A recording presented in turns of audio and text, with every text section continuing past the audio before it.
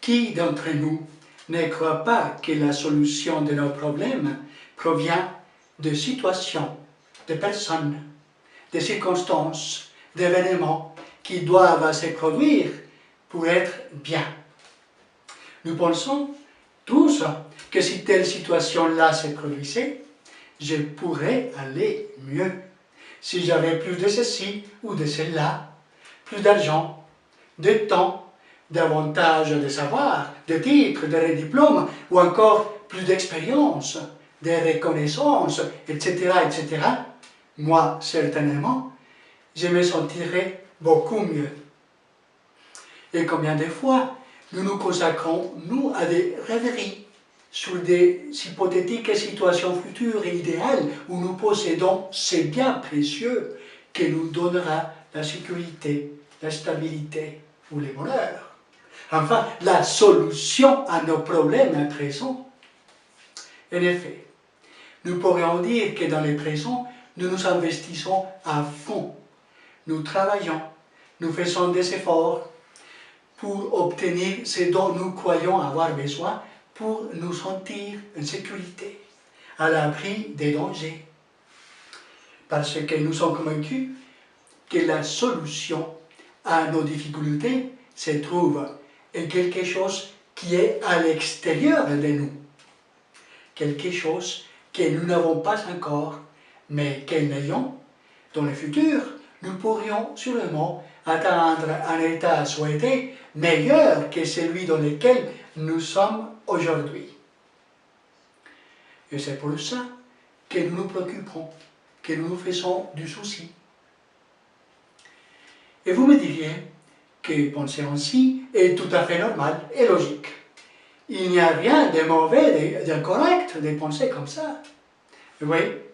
Et en même temps, lorsque nous pensons à telle chose ou situation que nous n'avons pas encore et que l'ayons, nous allons avoir la sécurité ou le bien-être, nous affirmons implicitement que nous manquons aujourd'hui de ce dont nous souhaitons avoir.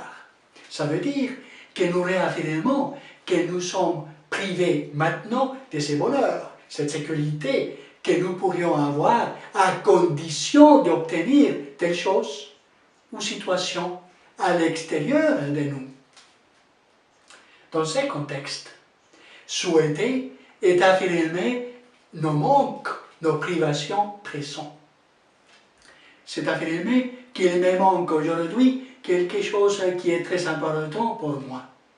C'est affirmer aussi que la solution ne se trouve pas à l'intérieur de moi, mais à l'extérieur. Et donc, qu'actuellement, je suis à quelque part incapable de me donner ce bonheur.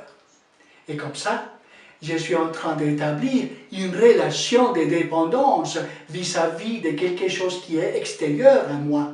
Je déclare donc mon impuissance, ma faiblesse, mon manque de ressources intérieures pour me fournir ce dont j'ai besoin, mon bonheur. Il ne s'agit pas de nous interdire et de souhaiter ce qui est bien pour nous, mais plutôt d'affirmer notre capacité, notre compétence à trouver la source de la sécurité, de la stabilité ou du bonheur à l'intérieur de nous-mêmes, à la place de désirer des substituts de notre bonheur dans des biens matériels ou circonstances extérieures.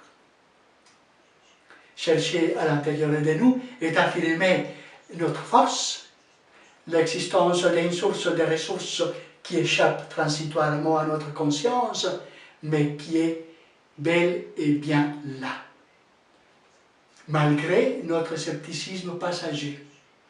Chercher à l'intérieur de nous est investir dans du solide, parce que ces sources de bonheur que nous croyons trouver à l'extérieur, tôt ou tard, vont indéfectiblement nous décevoir.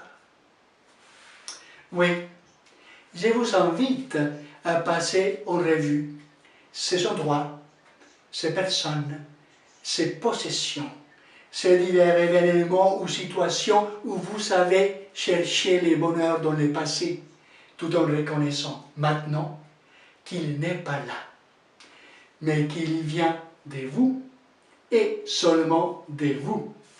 N'est-ce pas?